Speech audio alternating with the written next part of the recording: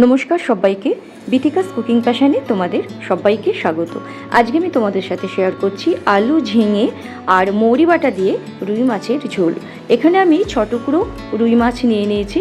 মাছগুলোতে আমি লবণ আর হলুদ খুব ভালো মতন মেখে নিচ্ছি।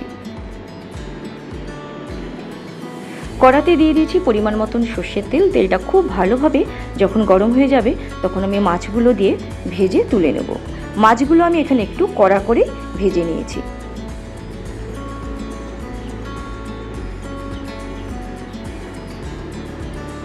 এক পিঠ খুব ভালো মতন ভাজা হয়ে গেছে, মাছগুলো একটু উল্টে দিচ্ছি।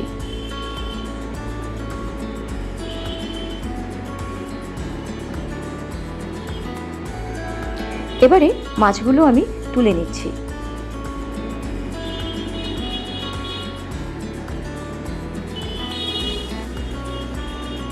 এবারে ওই তেলের মধ্যে আমি দিয়ে দিলাম কালো জিরে আর একটা শুকনো লঙ্কা ফোড়ন।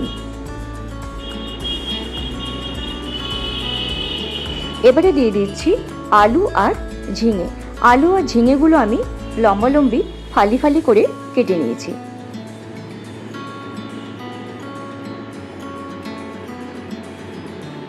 এবারে দিয়ে দিচ্ছি পরিমাণ মতন লবণ আর হলুদ।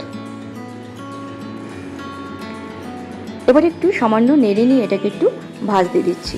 যতক্ষণ এটা একটু ভাজা ভাজা হচ্ছে ততক্ষণ আমি একটা মশলা করে নেব।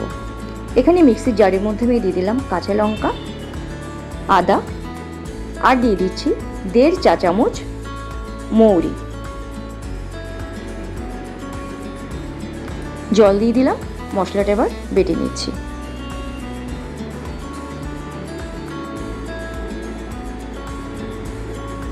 এদিকে আলু আর ঝিঙেটাও ভালো মতন ভাজা ভাজা হয়ে গেছে। এবারে আমি বেটে রাখা মশলাটা দিয়ে দিলাম, মৌরি, আদা আর কাঁচা লঙ্কা।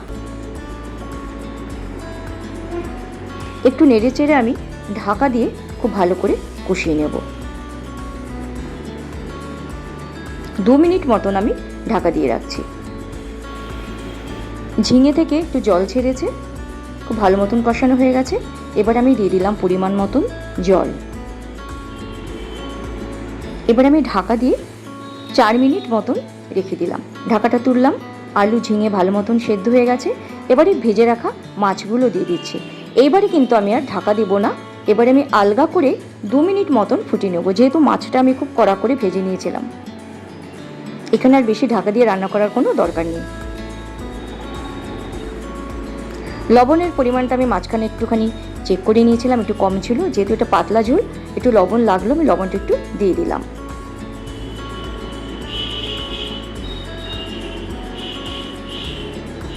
এবারে নামানোর আগে আমি একটু দিয়ে দিলাম জিরে গুঁড়ো। এটা ভাজা জিরে নয়, এটা নর্মাল কাঁচা জিরের গুঁড়ো।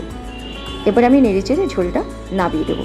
আমার চ্যানেলের রান্নাগুলো যদি তোমাদের ভালো লাগে, প্লিজ তোমরা তাহলে আমার চ্যানেলটাকে সাবস্ক্রাইব করে নিয়ে আমার একটু পাশে থাকার জন্য তোমাদেরকে অনুরোধ জানাচ্ছি। সবাই খুব ভালো থেকো। নমস্কার।